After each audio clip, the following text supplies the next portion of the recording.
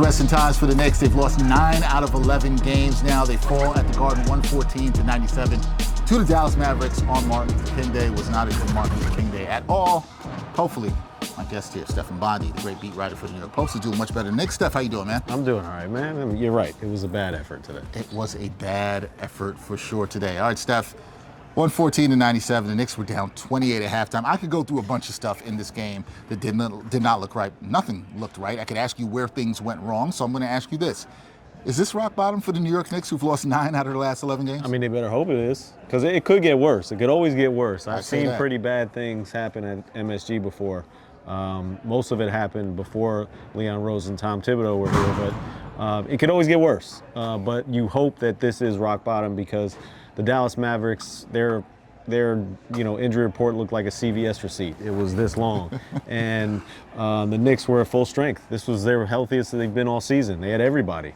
So to lose the way they did against the team they did, as Josh Hart said, embarrassing. We got to lock in. We got to do our job for 48 minutes. They scored 75 points in the first half. And at halftime, we usually do the clips and talk about technical X's and O's and all that, crap that coaches do and teams do. There was nothing to be said at halftime, except for lock in and do your excuse me on that, do your job. They scored 28 points in the paint in the first half without a post-up player. I told them 3 things. 28 points in the paint. We got to put our chest on the ball and stop the ball from getting downhill into the paint,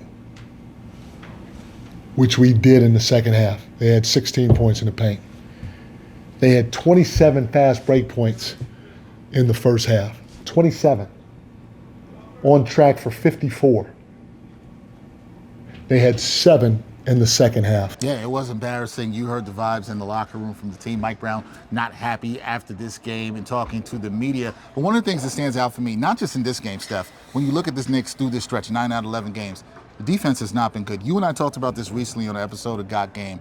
Do you feel like these defensive issues, particularly when you look at the point of attack defense and then the issues guarding the three-point line, are those fixable when you look at this Knicks roster? On some level, but they should be better than they are. I think they entered this game 19th rated. They were ended 13th last year. They should be around 13th. But, this is a lot of who they are. Cat is not a good defender. Jalen Brunson is a subpar defender.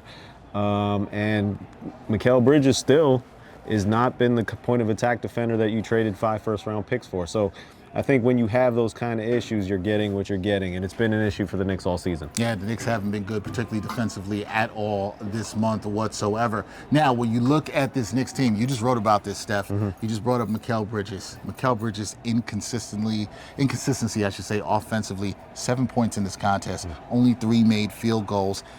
You said that he's been disappearing. You looked at the strong first halves, but then not there in second half. Really a no-show if you look at the 7 points in today's game. What is going on with Mikal Bridges when we saw him have a pretty good start to the season, but now he seemed to be reverting back to some of the things that we saw last year? Yeah, I couldn't tell you what's happening, but maybe fatigue. He's playing a lot of minutes again.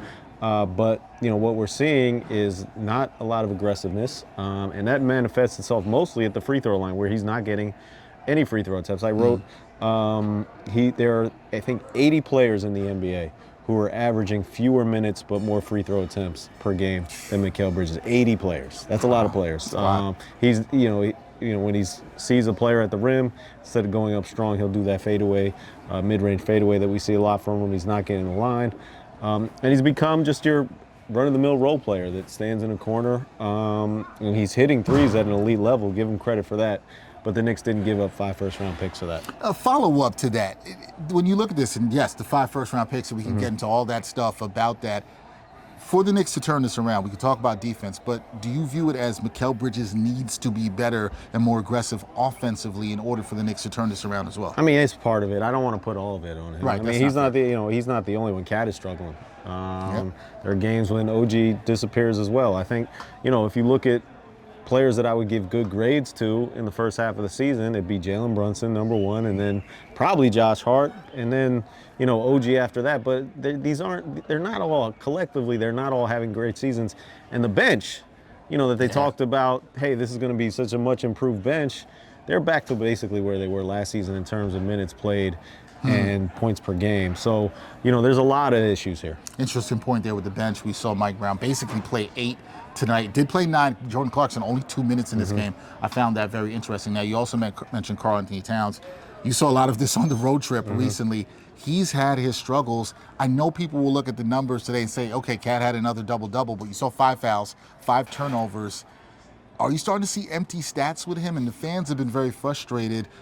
What do you think needs to get better with Cat in order to turn it around? Yeah, I mean, we've been talking about this all since game 1, how uncomfortable it's been for him in this system, how, he's not really adjusted to whatever Mike Brown is trying to get him to do.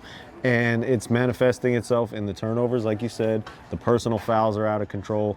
And I don't know what he can do to turn around, but it's obviously something that needs to happen, or else the Knicks need to look to trade him.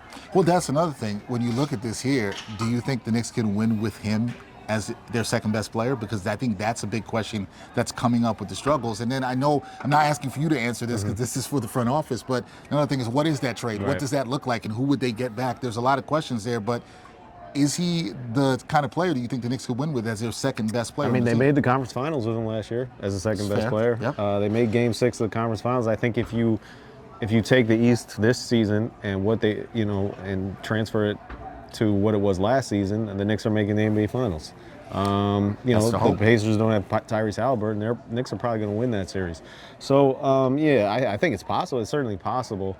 What a trade might look like, the Giannis stuff is hard for me to see at this point, just because I don't think the Knicks can win that bidding war with no draft picks. So we just mentioned the 5 first-round picks went to Mikal Bridges. So I'm just throwing one out there. Let's say he goes to the Portland Trail Blazers, for instance, for Drew Holiday and Jeremy Grant, something like that.